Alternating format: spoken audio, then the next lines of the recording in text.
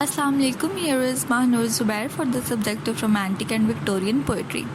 As you all know that we are discussing William Blake's poems, and the second poem we are going to discuss today is The Tiger. So let's start. A critical appreciation of the poem The Tiger by William Blake. The poem The Tiger is the masterpiece of William Blake's poetry. It is a poem of 6 four-line stanzas. The poem illustrates Blake's excellence in craftsmanship and descriptive skill. This poem is a fine specimen of Blake's command over the production of musical notes. Each poem of Blake is described to be a jewel cassette, beautiful in itself. The poem The Tiger is a magnificent example of his lyricism. In each line there is a rhythm creating enchanting music. The Tiger जो है ये poem William Blake की poetry में से एक masterpiece है और ये पोएम जो है 6 और 4 लाइन स्टैंजाज पर मुश्तमिल है. कहीं जगह पर 4 स्टैंजाज हैं और कहीं पर 6 स्टैंजाज हैं. तो ये पोएम इलस्ट्रेट करती है, क्या बयान करती है, विलियम ब्लेक की महारत को बयान कर रही है, उसकी कारीगरी को, और किस तरह से बयान करने की जो स्किल है विलियम ब्लेक की उसको इलस्ट्रेट करती है. और ये पोएम जो है विलियम ब्लेक की म्यूज़िकल नोट्स बनाने में जो उनकी कमांड है उसका जीता जागता नमूना है. और ख़ास करके विलियम ब्लेक की जो ज़्यादातर पोएम्स हैं वे खूबसूरत ज्वेल कैसेट्स हैं. हर एक पोएम के अंदर आपको ब्यूटीफुल म्यूज़िक या नोट्स मिलते हैं. और ये जो पोएम है द टाइगर ये बहुत ही शानदार किस्म का एक एग्ज़ाम्पल है लिरिसिज्म का, लाइंस का, लिरिक्स का, क्योंकि हर लाइन में उन्होंने इस तरह से लाइंस को बनाया है कि हर line rhythmic, creating enchanting music, एक खूबसूरत और जादुई किस्म का म्यूज़िक जो है वो क्रिएट करती है. अगर आप इस पोएम्स को टेक्स्ट बाय टेक्स्ट पढ़ने की कोशिश करें तो आप खुद महसूस करेंगे कि इनमें रिदमिक लाइंस किस तरह से हैं और किस तरह से हर लाइन जो है एन्चांटिंग म्यूज़िक्स को क्रिएट करती है. Tiger is a contrast to the lamb of songs of innocence. William Blake ने द लैम्ब भी लिखी है जो कि सॉन्ग्स ऑफ इनोसेंस का हिस्सा है, और ये जो द टाइगर है बिल्कुल द लैम्ब के ऑपोजिट चीज़ है, वो आगे हम डिस्कस करेंगे. The wonder of the poet is conveyed by the short and successive questions.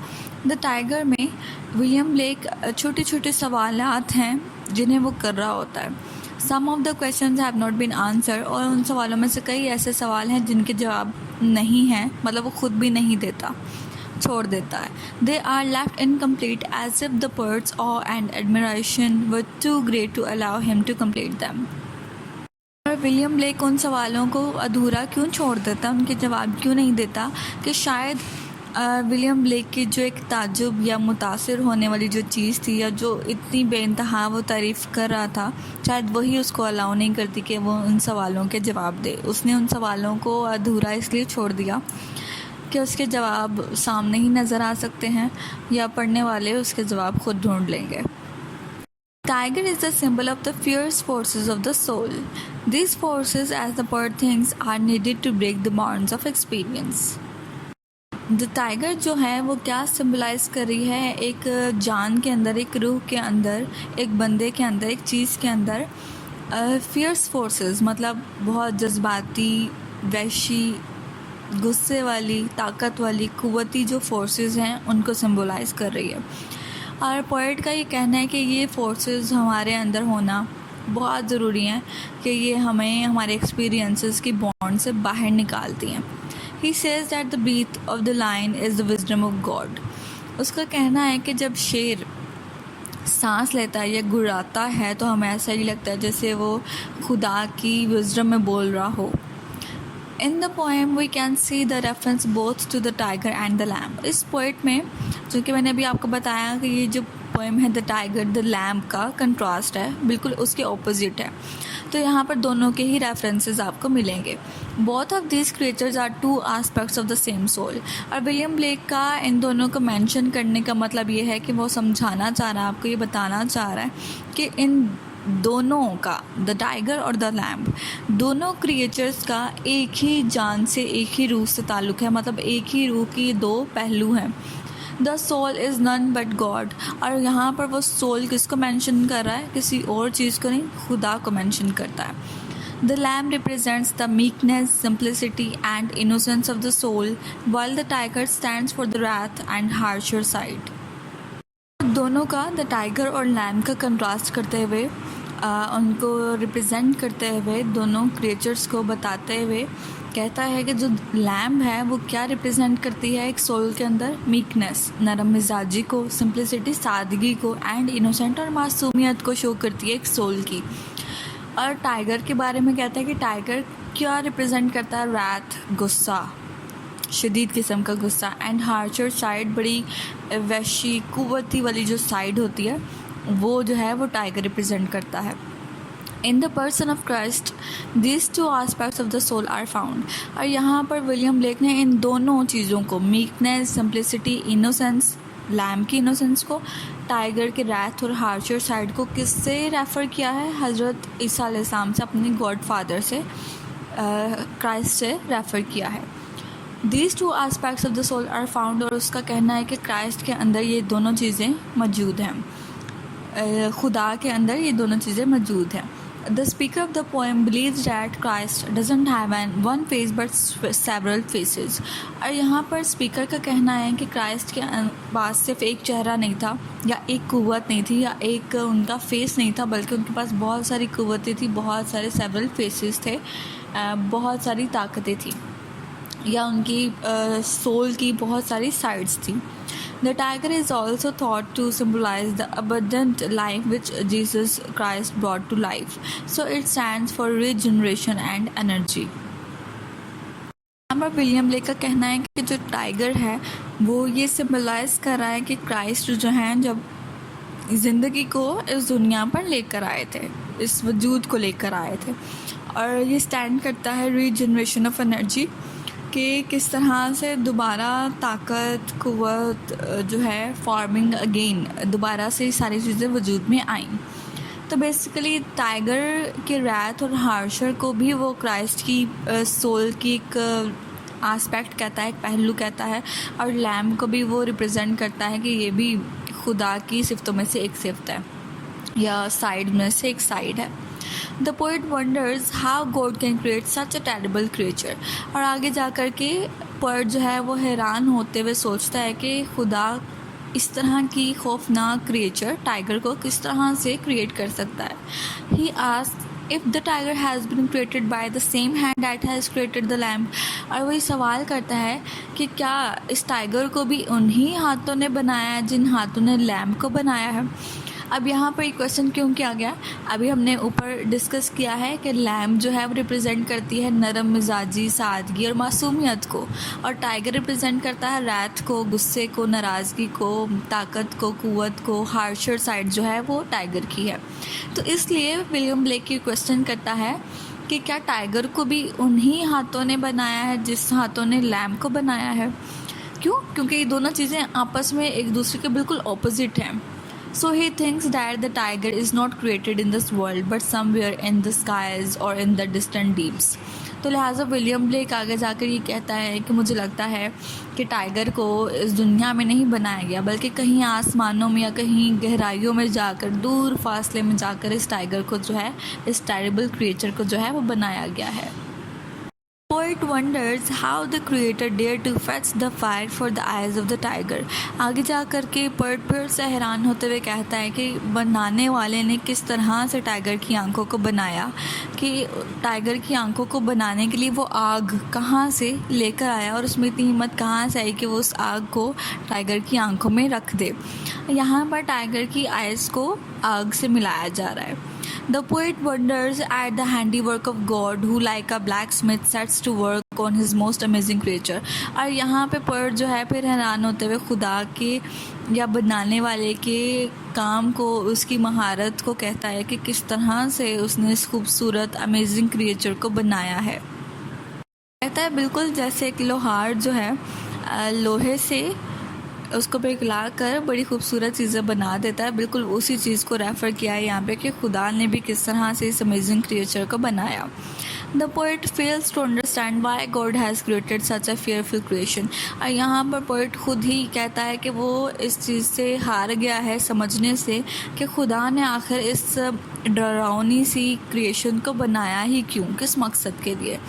The creation of such an animal must have required a prodigious apparatus, otherwise the muscles of the tiger's heart or the deadly terror of the tiger's pain would not have been created. उसका कहना है कि इतनी amazing creature को बनाने के लिए तो एक प्रोडिजियस अपरेटस मतलब कोई बड़ी सारी वसी और इस मशीन चाहिए है, नहीं तो फिर टाइगर का जो दिल है, उसके जो मसल्स हैं या जो उसका जो ब्रेन है वो किस तरह से बनाया जाता। The anvil, the furnace, the chains and the hammers must have all been wonderful. वो कहता है एनविल एक मोटा सा लोहा जो होता है जिसको गर्म करके उस पर जब मारा जाता है तो वो किसी न किसी चीज़ की शक्ल देने के लिए इस तरह से किया जाता है। फर्नेस भट्टी, आग की जो भट्टी बनाई जाती है, चेन्स का इस्तेमाल किया गया और हैमर्स कहता है जो हथौड़े हैं शायर के ख़्याल में बहुत वंडरफुल होंगे, बहुत अमेजिंग होंगी ये सारी चीज़ें भी जिन चीज़ों से इस टाइगर को क्रिएट किया गया है। Even the stars, the first creations of God, were overtaken by grief and horror when they beheld the new creation. शायर का कहना है कि यहाँ तक के सितारे जो कि खुदा ने खुद बनाए हैं वो खुद हैरान हो गए थे या डर गए थे जब खुदा ने इस न्यू क्रिएशन को बनाया था। In the poem there is confusion as to the question that who has created the tiger. इस पोएम के अंदर पोइट जो है वो कन्फ्यूजन ही क्रिएट किए रखता है कि आखिर इस टाइगर को किसने बनाया है, तो ये एज अ क्वेश्चन ही रहती है ये बात यहाँ पर। The process of creation has been conveyed in the words and phrases which all the meaningful in their totality do not yield any clear elucidation of the creator. तो यहाँ पर जो क्रिएशन बनाने का जो प्रोसेस अमल जो बताया गया है या जो लफ्ज़ या जो फ्रेजेस इस्तेमाल किए गए हैं उन सब का अलग अलग बहुत खूबसूरत या मीनिंगफुल मतलब निकलते हैं, बहुत सारे मतलब निकलते हैं। अब जैसे कि उसने कहा है कि खुदा ने एक ब्लैक स्मिथ की तरह, एक लोहार की तरह शायद इस क्रिएशन को बनाया है। आगे चल के वो कहता है कि इसके लिए तो एक प्रोडिजियस अपरेटस की ज़रूरत है।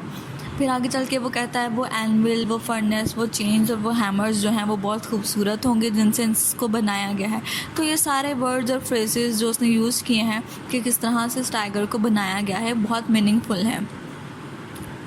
लिहाजा जब पोइट ने इन वर्ड्स का इस्तेमाल किया है कि किसने बनाया, ब्लैक स्मिथ ने शायद इसको बनाया, ब्लैक स्मिथ की तरह किसने इसको क्रिएट किया, एनविल, फर्नेस, चेन्स, हैमर्स किस तरह से वंडरफुल होंगे कि इन चीज़ों को बनाया गया। तो ये वाले जो वर्ड्स हैं मीनिंगफुल तो हैं लेकिन ये क्रिएटर की, बनाने वाले की वजाहत नहीं कर रहे यहाँ पर कि आखिर पोइट से मुराद यहाँ पर क्या है कि वो क्रिएटर है कौन, तो इसकी वजाहत नहीं होती है।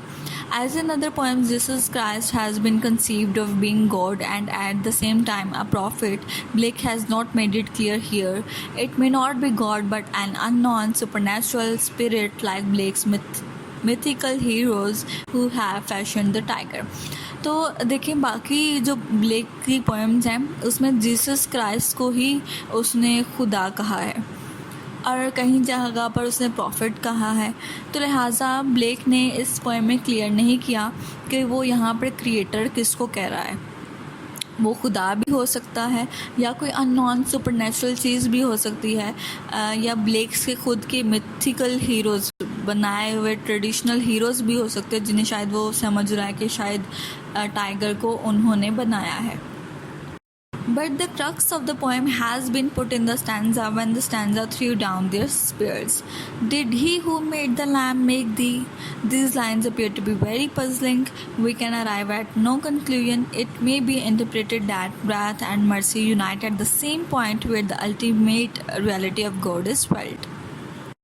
तो यहाँ पर जो सारी पोएम का जो क्रक्स है, जो निचोड़ है, वो इस स्टैंजा पर आकर निकलता है जहाँ पर फाइनली तीर जो है वो नेज़े से निकल जाता है। ये मुहावरतन कहा गया है जब पोइट कहता है did he who made the lamp make the, क्या वही है जिसने लैम्प को बनाया, उन्हीं हाथों ने क्या टाइगर को भी बनाया? तो ये जो छोटी सी लाइन है क्वेश्चन मार्क के साथ, बहुत पजलिंग है, बहुत मीनिंगफुल है, और शायर ख़ुद जो है वो कन्फ्यूजन का शिकार है और ये सवाल करके वो इसका जवाब ख़ुद भी नहीं देता। तो हम किसी कंक्लूजन पर भी नहीं पहुंचते। लेकिन यहाँ पर इस बात की तशरीह की जा सकती है, इस लाइन को इस तरह से इंटरप्रेट किया जा सकता है कि रैथ एंड मर्सी, गुस्सा और मेहरबानी, ये दो चीज़ें जो हैं ये कहीं ना कहीं जाकर आखिरकार इनकी रियलिटी, इनकी असल हकीकत खुदा तक की जाती है। और खुदा की सिफ़तों में से ही ये सिफ़तें हैं, रैथ भी है, मर्सी भी है। तो हम ये कंक्लूजन ले सकते हैं कि उसने गॉड को ही यहाँ पर रेफ़र किया।